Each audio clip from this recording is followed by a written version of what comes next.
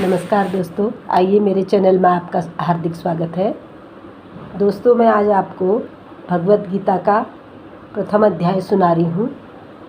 अवश्य सुने, क्योंकि श्राद्ध पितृपक्ष में गीता सुनने का बड़ा महत्व है। वैसे तो हमारे जीवन में हमेशा गीता का अध्ययन होना चाहिए, हमारी वेद माता है गीता, लेकिन पितृपक्ष में अवश्य सुनना चाहिए। इससे हमें हमारे कई प्रश्नों का उत्तर भी मिलता है और मन को शांति भी मिलती है, परम पद को प्राप्त होते हैं इंसान। तो इसलिए ज़रूर श्रवण करें। मैं अपनी अल्प बुद्धि से थोड़ा सा प्रयास कर रही हूँ। हिंदी सार आपको सुनाऊंगी। एक श्लोक के साथ शुरू करती हूँ।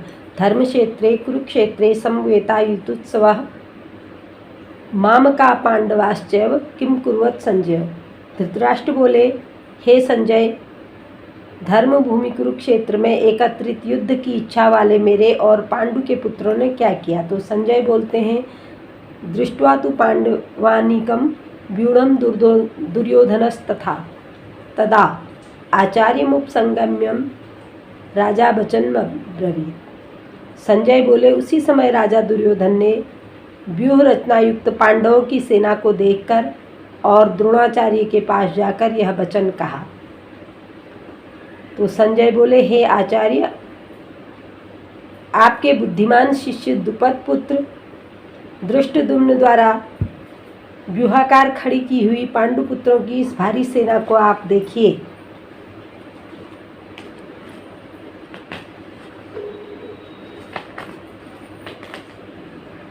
इस सेना में बड़े बड़े धनुष वाले तथा युद्ध में भीम और अर्जुन के समान सूरवीर सात्विक और विराट तथा महारथी राजा द्रुपद, दृष्टकेतु और चेकिनाथ तथा बलवान काशीराज, पुरुजित, कुंती भोज और मनुष्यों में श्रेष्ठ सैव्य, पराक्रमी युधामन्यु तथा बलवान उत्तमौजा, सुभद्रा पुत्र अभिमन्यु एवं द्रौपदी के 5 पुत्र, ये सभी महारथी हैं। अस्माकं तु विशिष्टा ये तान निबोध द्विजोत्तमं नायकामं सैन्यस्य संजार्थम तान ब्रवीति ते। हे ब्राह्मण श्रेष्ठ, अपने पक्ष में जो भी प्रधान हैं उनको आप समझ लीजिए। आपकी जानकारी के लिए मेरी सेना के जो सेनापति हैं उनको मैं बताता हूँ। आप द्रोणाचार्य और पितामह भीष्म तथा कर्ण और संग्राम विजयी कृपाचार्य तथा वैसे ही अश्वत्थामा, विकर्ण और सोमदत्त का पुत्र भूरिश्रवा। ये संजय परिचय दे रहे हैं।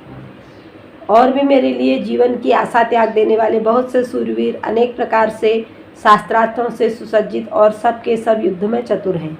भीष्म पितामह द्वारा रक्षित हमारी वह सेना सब प्रकार से अजेय है और भीम द्वारा रक्षित इन लोगों की यह सेना जीतने में सुगम है। इसलिए सब मोर्चों पर अपनी अपनी जगह स्थित रहते हुए भी आप लोग सभी निस्संदेह भीष्म पितामह का ही सब ओर से रक्षा करें। कौरवों में वृद्ध बड़े प्रतापी पितामह भीष्म ने उस दुर्योधन के हृदय में हर्ष उत्पन्न करते हुए उच्च स्वर से सिंह की दहाड़ के समान गरज कर शंख बजाया। इसके पश्चात शंख और नगाड़े तथा ढोल, मृदंग और नरसिंगे आदि बाजे एक साथ बज उठे। वह शब्द बड़ा भयंकर हुआ। इसके अनंतर सफ़ेद घोड़ों से युक्त उत्तम रथ में बैठे हुए श्री कृष्ण महाराज और अर्जुन भी अलौकिक शंख उन्होंने बजाए। श्री कृष्ण महाराज ने पांचजन्य नामक, अर्जुन ने देवदत्त नामक और भयानक कर्मों वाले भीमसेन ने पौंड्र नामक महाशंख बजाया। कुंती पुत्र राजा युधिष्ठिर ने अनंत विजय नामक और नकुल तथा सहदेव ने सुघोष और मणिपुष्पक नामक शंख बजाए।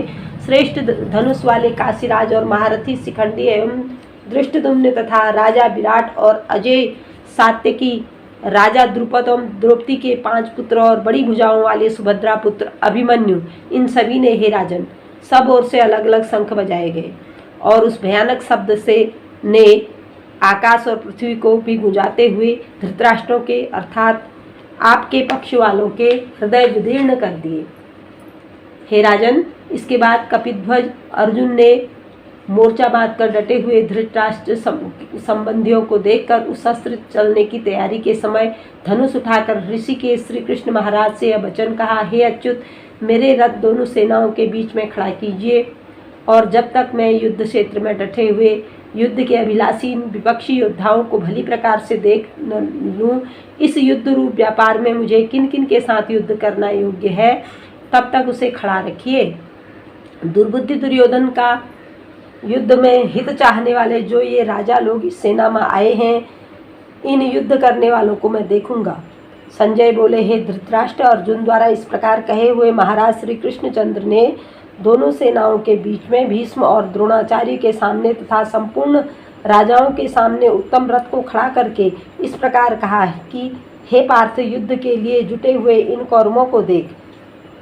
इसके बाद प्रथापुत्र अर्जुन ने उन दोनों ही सेनाओं में स्थित ताऊ चाचों को, दादों परदादों को, गुरुओं को, मामाओं को, भाइयों को, पुत्रों को, पौत्रों को तथा मित्रों को, ससुरों को और सुहृदों को भी देखा और उन उपस्थित संपूर्ण बंधुओं को देखकर कुंती पुत्र अर्जुन अत्यंत करुण स्वर युक्त होके सो करते हुए वचन बोले, हे कृष्ण, युद्ध क्षेत्र में डटे हुए युद्ध के अभिलाषी इन स्वजन समुदाय को देखकर मेरे अंग शिथिल हुए जा रहे हैं और मुंह सूखा जा रहा है। मेरे शरीर में कंप एवं रोमांच हो रहा है, हाथ से गांडीव धनुष गिर रहा है और त्वचा भी बहुत जल रही है। मेरा मन भ्रमित सा हो रहा है, इसलिए मैं खड़ा रहने में समर्थ नहीं हूँ। हे केशव, मैं लक्षणों को भी विपरीत ही देख रहा हूँ। युद्ध में स्वजन समुदाय को मारकर कल्याण भी नहीं दिखता। हे कृष्ण, मैं न तो विजय चाहता हूँ और न राज्य का सुख। हे गोविंद, हमें ऐसे राज्य का क्या प्रयोजन है अथवा ऐसे भागों और जीवन से क्या लाभ है। हम जिनके लिए राज्य भोग और सुख आदि अभीष्ट हैं, वे ही ये सब धन और जीवन की आशा को त्याग कर युद्ध में खड़े हैं।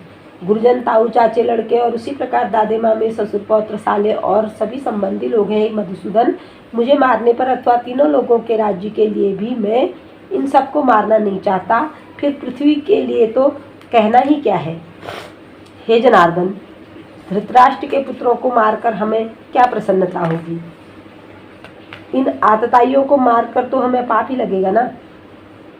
अतएव हे मधुसूदन, हे माधव, अपने ही बांधव धृतराष्ट्र के पुत्रों को मारने के लिए हम योग्य नहीं हैं, क्योंकि अपने ही कुटुंब को मारकर हम कैसे सुखी होंगे।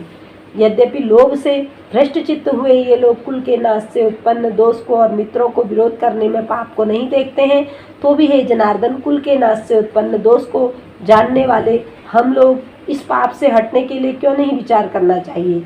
कुल के नाश से सनातन कुल धर्म नष्ट हो जाते हैं। धर्म के नाश हो जाने पर संपूर्ण कुल में पाप बहुत फैल जाता है। हे कृष्ण, पाप के अधिक बढ़ जाने से कुल की स्त्रियां अत्यंत दूषित हो जाती हैं और हे वाष्णेय, स्त्रियों को दूषित हो जाने पर वर्ण संकर उत्पन्न होता है। वर्ण संकर कुल घातियों को और कुल के नरक में ले जाने के लिए ही होता है। लुप्त हुई पिंड और जल की क्रिया वाले अर्थात श्राद्ध और तर्पण से वंचित इनके पितर लोग भी अधोगति को प्राप्त होते हैं। इन वर्ण संकर कारक दोषों से कुल घातियों के संतान कुल धर्म और जाति धर्म नष्ट हो जाते हैं। हे जनार्दन, जिनका कुल धर्म नष्ट हो गया, ऐसे मनुष्यों का निश्चित काल तक नरक में वास होता है, ऐसा हम सुनते आए हैं। हाँ शोक, हम लोग बुद्धिमान होकर भी महान पाप करने को तैयार हो गए हैं, जो राज्य और सुख के लोभ से स्वजनों को मारने के लिए उद्यत हो गए हैं। यदि मुझ शस्त्र रहित एवं सामना न करने वाले को शस्त्र हाथ में लिए हुए धृतराष्ट्र के पुत्र रण में मार डाले तो मारना भी मेरे लिए अति कल्याणकारक होगा।